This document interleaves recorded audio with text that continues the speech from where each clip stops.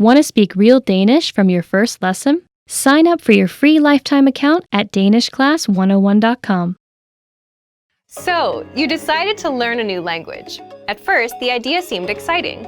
You bought a phrasebook, dictionary, and a subscription to an online class, ready to dive headfirst into the language. For the first day or two, all was well. You gained ground quickly, learning a few basic phrases and words. A week before, learning that language was just a dream, but now you're actually doing it. Then, the third and fourth day roll around. The excitement is wearing off. You encouraged yourself to continue, and another week or two goes by, but with a lot less progress. Suddenly, learning a new language doesn't fill you with excitement anymore. Now it feels more like dread. Sometimes it feels like you're drowning in grammatical cases, verb conjugations, and wonky pronunciation. It all seems too much to handle, so you start to think about giving up. But we encourage you not to give up. Learning a foreign language is difficult. We won't pretend like it isn't. But that doesn't mean you can't do it. Sometimes you just need to take a step back, reevaluate your approach, and come back to the language with a different perspective. In this video, we'll look at 4 tips for when learning a new language feels overwhelming. Number 1. Set aside a designated study time. Consistency is key when learning a foreign language. Studying 15 minutes 7 days a week will benefit you more than cramming in 2 hours 1 day a week. Set aside an amount of time that works best for you. If you can afford to spend an hour every day learning, that's awesome. Go for it. But don't feel bad if you can't spend that much time. Even 10 or 15 minutes a day goes a long way. Breaking up your learning into manageable time segments will relieve a lot of the stress that can come with studying a new language. Learning is not a race. Go at your own pace and try not to compare your progress with anyone else's. Number 2. Take it one bite at a time. Now that you have your schedule under control, it's time to focus on what you'll actually be studying. It's recommended that every 1 to 2 weeks you focus on learning a very specific piece of the language. It could be a conjugation group, a case, tense, or a collection of theme vocabulary. Whatever you choose, hone in on it and do your best to feel comfortable with it before you move on to something else. Ever heard the saying, "How do you eat an elephant?" Focusing on one thing at a time helps you break the language into digestible chunks.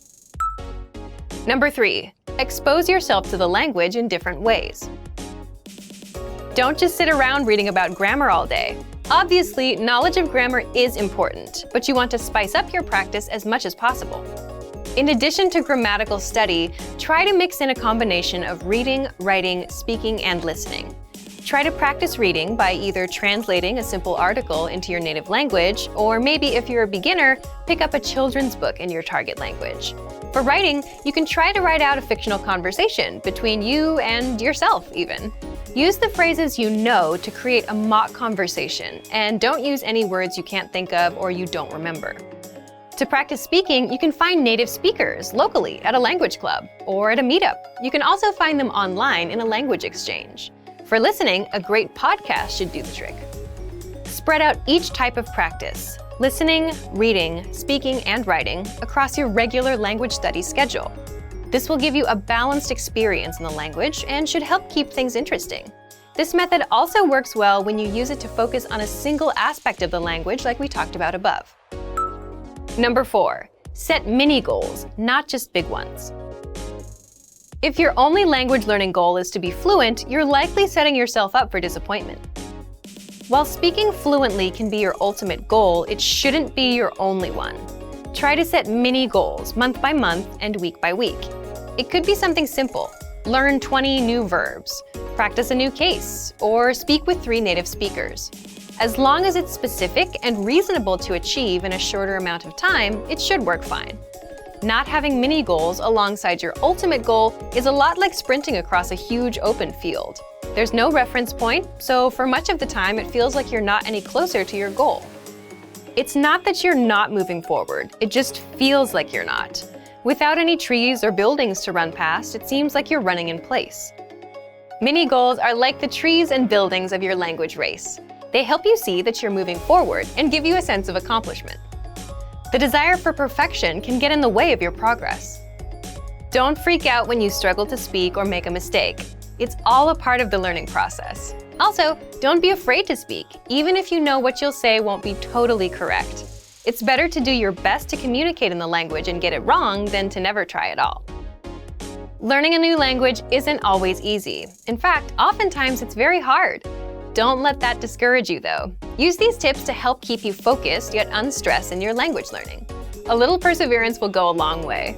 Before long, you'll be speaking better than you may have thought was possible.